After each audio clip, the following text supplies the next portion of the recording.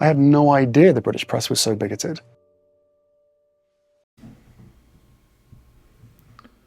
This one's wife. People rides to the rescue. Hello, I'm H.G. Tudor. One of the predictable aspects of this one's wife's behaviour is her hypersensitivity to the issue of criticism. As a narcissist, and an unaware one at that, she has a subconscious need for control. She doesn't think in terms of control. She doesn't think that somebody not making her a cup of tea, for instance, is a threat to her control.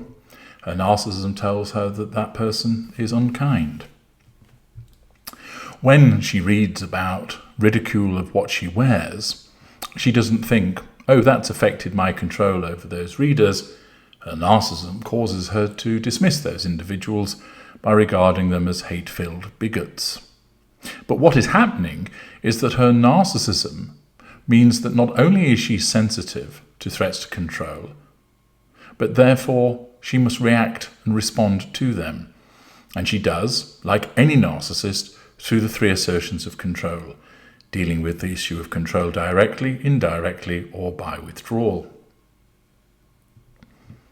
What we see with regularity with this one's wife is that where she is criticised in some shape or form in relation to one of her appearances, it only takes a day or two before there is what commonly is referred to as a clap-back article that appears in one of the supine publications. The job it has is to try and negate the criticism of this one's wife on her behalf. Thus, it is an indirect assertion of control. This one's wife has faced criticism recently for being a bullying employer, someone who creates a toxic work environment. This, of course, offends the facade that she generates, whereby she wants the world to think of her as a caring mother, an empathic individual, a wholesome employer. And as a part of doing that, her narcissism needs to ensure that any suggestion to the contrary is nullified. Furthermore, she appeared at the Children's Hospital LA Gala, where understandably she attracts criticism by virtue of the way that she behaved on the green carpet, what she was wearing, the way that she wore her hair, etc. And because she takes an unhealthy degree of interest, driven by her narcissism, in what is said and written about her, she is aware of the criticisms. In order to deal with this, she can't contact every single person that has criticised her and tell them that they're an arsehole. Therefore, she relies upon supine publications to support her and suggest that she is a pleasant individual, that she is somebody who's in demand, that she is somebody who is liked. It was suggested that she didn't actually attend the gala itself, that she wasn't invited, that she simply turned up to have her photograph taken and then disappeared. Lizzie Cundy has stated that she was only there to be photographed. It's not clear if she was making reference to the fact of that was all that really mattered to her as opposed to supporting the event, or whether she meant she just turned up, did the green carpet bit, and then disappeared. Certainly, it was the case that no photographs have emerged so far of this one's wife actually at the gala sat with anybody. The suggestion was she wasn't invited, she just turned up to have her photographs taken and then went. That, of course, is critical. And lo and behold, who is it that comes riding to the rescue? Well, it's People, where an article by Rachel Birchfield and Elizabeth Leonard tells us this one's wife has relatable moment with mom at Children's Hospital LA Gala. It was incredibly sweet. This one's wife had a relatable moment with a fellow mom during her surprise appearance at the Children's Hospital Los Angeles 2024 Gala. After walking the red carpet during her unexpected appearance at the event on Saturday, October the 5th, this one's wife spotted a former CHLA cancer patient named Ella, who was with her parents, Meghan and Marcus, and her little brother, Francis. Now, they make it sound as if this one's wife knew that she was a former CHLA cancer patient and therefore went out of her way to be kind to her.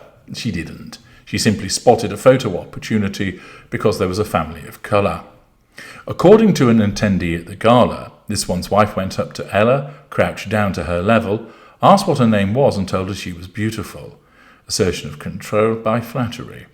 She then introduced herself to Ella's family and took photos in an unplanned interaction. At one point, this one's wife had a brief exchange with Ella's mother, also named Meghan, about how they both have 2 young kids, and this one's wife mentioned her 2 children were at home. We're then told that she's a mother to 2 children, because we've never been told this before. It was incredibly sweet, and at one point Ella's mum and this one's wife had a relatable moment about having 2 young kids. This shows the vacuous nature of this one's wife to describe such a thing as a relatable moment. She makes it seem as if nobody else on the planet has ever had children. Billions of people have children, and lo and behold, you bump into somebody else that has 2 young kids. Whoopie-fucking-do. Naturally, this one's wife, because it involves this one's wife, makes it seem as if this is a really special event. The guest adds, this one's wife was lovely, and there was no pretense about her. She was smiling and happy to shake hands with anyone who approached her. It may as well be a robot reciting that for all of the legitimacy that it has. We're then told about Ella's story in relation to the fact that she had stage 4 neuroblastoma when she was just 2 years old in 2020, and her family moved across the country from Virginia to California for her to get treatment. She hasn't shown any evidence of the disease since 2021 and officially completed treatment in 2022. Her mother, quite understandably, said she believed it was the best decision they made as a family to come to CHLA. Meeting the Duchess of Sussex wasn't Ella's only brush with fame. She was also handpicked by Justin Timberlake to come up on stage with him at the CHLA Gala in 2022. He held her in his arms as he performed the song Lovely Day. Well, all of this is part of the Facade management to make it seem like this one's wife is a lovely person, that she had a relatable moment, and isn't she being nice to a cancer sufferer? Or, at the moment, a cancer survivor. It's also interesting, of course, that given the allegations that this one's wife didn't actually attend the gala, that this paragraph appears. At the October the 5th event, this one's wife sat with CHLA CEO Paul S. Viviano and at the same table as Jimmy Kimmel and his wife, Molly McNerney. She was so approachable and accessible, an attendee says of this one's wife. It was refreshing.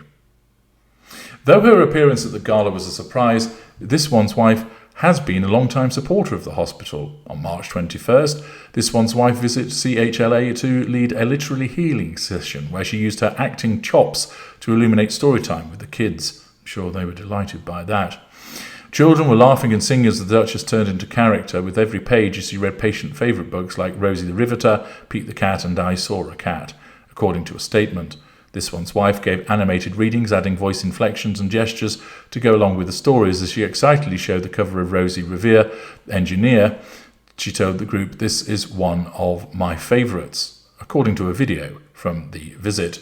We're then told about how she's an author herself, regurgitating the past event of bringing up the past in relation to the bench.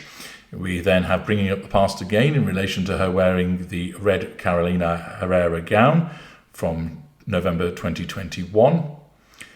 And at the event on Saturday, this one's wife said the hospital was the best place in the world for children to receive treatment. Thank you for that insight. That's really helpful. She said in an interview which was shared on Instagram, "Oh my goodness, the work they do at Children's Hospital LA is otherworldly. And I think from my standpoint, as a mother, got to get that in there, no one wants to be in a position where you need to go to a place like this, but if you have to, the best place in the world you could go would be Children's Hospital LA. The staff is incredible, and the amount of work they do for families that really could not afford this level of care is something that I think should never be overlooked. So I'm just grateful for everything they do," she said, adding that she was happy to be here to support. Well, there we are. Positive spin on her attendance, which naturally won't criticise what she wears or the reasons that she's there. You know that as a narcissist, she attended simply because it makes her look good, that she's there to assert control over the people that she meets, that she draws fuel from them by way of her response, which makes her feel powerful, and it is to manage her facade.